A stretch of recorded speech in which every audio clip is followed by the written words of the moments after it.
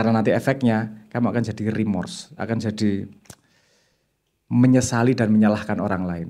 Anda pernah mengerjakan sesuatu satu malam gitu? Skripsi satu malam nggak pernah?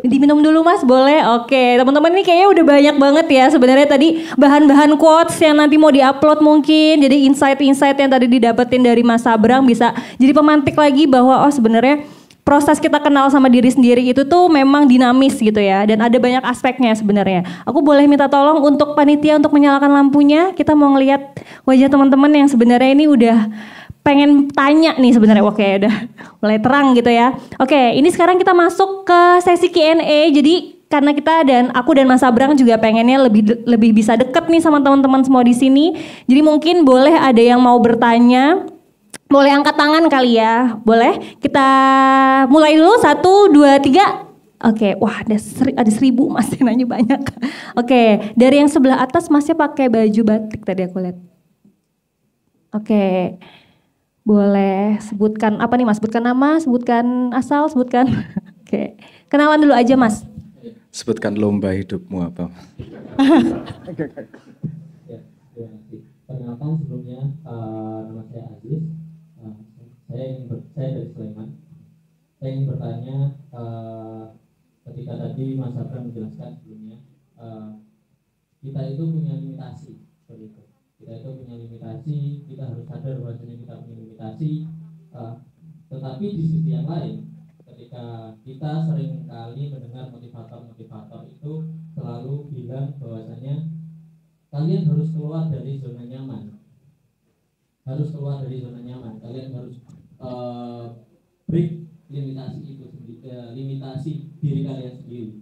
Nah, apakah hal itu sesuatu hal yang mutlak harus kita lakukan untuk mengetahui diri kita atau tidak? Terima kasih. Oke, terima kasih Mas Aziz ya tadi ya. Oke, boleh langsung dijawab? Oke, langsung dijawab. Mas Sabrang boleh. Enggak man, enggak ada yang mutlak di dunia. Anda diam aja bertapa di pojokan 30 tahun gitu ya enggak apa-apa, nanti akan menemukan diri sendiri juga dengan cara yang berbeda. Ada contohnya, Risi-Risi ada yang dia enggak pernah keluar dari satu kotak rumahnya selama hampir 70 tahun.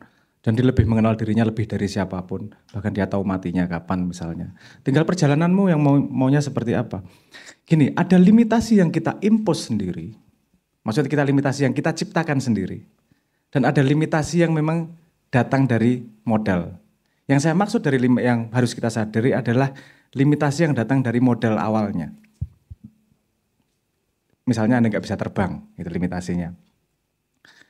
Tapi kalau Anda menjadi apa, itu limitasi dalam otak sendiri. Di break itu.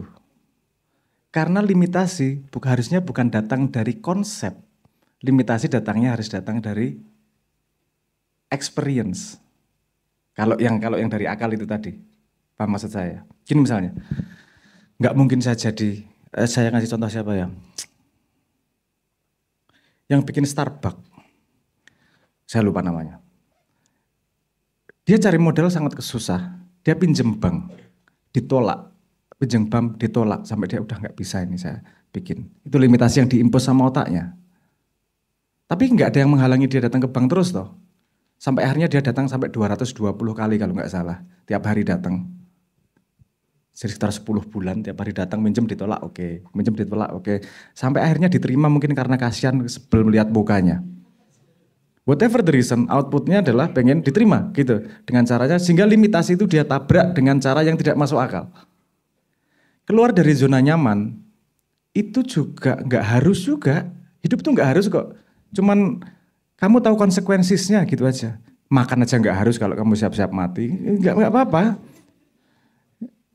Hidupmu sendiri, kamu punya decisionmu sendiri, asal kamu tahu konsekuensinya, it's okay. Motivator-motivator itu mengajak Anda keluar dari zona nyaman dengan asumsi yang datang dimotivasi adalah orang-orang yang pengen menumbuhkan dirinya. Karena ketika orang pengen menumbuhkan dirinya, dia butuh stimulan untuk bisa menemukan dirinya, sisi dirinya yang lain. Tanpa ada stimulan yang baru, dia tidak akan menemukan kesempatan yang baru. Gitu aja dok. Karena kadang-kadang kita tidak tahu limitasi kita kalau tidak dihadapkan pada keadaan yang memaksa kita berbuat sesuatu. Contoh paling sederhana lah. Kalau nggak gara-gara Roro Jonggrang, dia nggak tahu bisa bikin patung 1001 malam kan misalnya gitu. Anda pernah itu gara-gara Roro Jonggrang itu budaya kebut 1 malam kan sangat luar biasa populer di Jogja itu. Anda pernah mengerjakan sesuatu 1 malam gitu? Wah, skripsi 1 malam nggak pernah? Oh sekarang bisa ada ChatGPT kok. Apa? Cari info skripsi 1 malam. Nggak, Anda pernah nggak mengalami sesuatu yang, ternyata saya bisa ya? Karena dipaksa keadaan. Nah ini tabrakannya sama naluri diri. Naluri manusia, ini bahkan bukan ingatan manusia, ini ingatan sel. Semua makhluk yang bergerak itu punya naluri dia pengen dengan energi terkecil untuk mendapatkan kesenangan terbesar, kesakitan paling sedikit. Artinya kalau ngomong naluriah kita nggak mau masuk pada situasi yang buruk. Sehingga didorong, ayo toh masuk situasi yang buruk agar kamu bisa menumbuhkan diri. Karena ketika kamu masuk dalam situasi yang buruk, kamu tahu modal-modal yang ternyata kamu sebelumnya tidak tahu. Misalnya tes lah, sampai rumah tes. Anda ngambil radio tetangga. Terus Anda ketahuan maling. Anda kan tahu bahwa Anda pelari yang luar biasa. You know what I mean? Tak tahu maksud saya ya. Jadi mereka pada sebuah situasi tertentu, para motivator itu ngajak Anda keluar dari zona nyaman agar Anda menemukan aspek-aspek diri Anda yang sebelumnya belum keluar. Gitu aja. Tapi apakah harus? Enggak. Anda lagi-lagi itu, enggak ada yang harus di dunia. Agama pun juga salah kalau ustadz ngomong, kamu harus ikut, harus ibadah tiap hari. Enggak boleh makan babi, itu salah.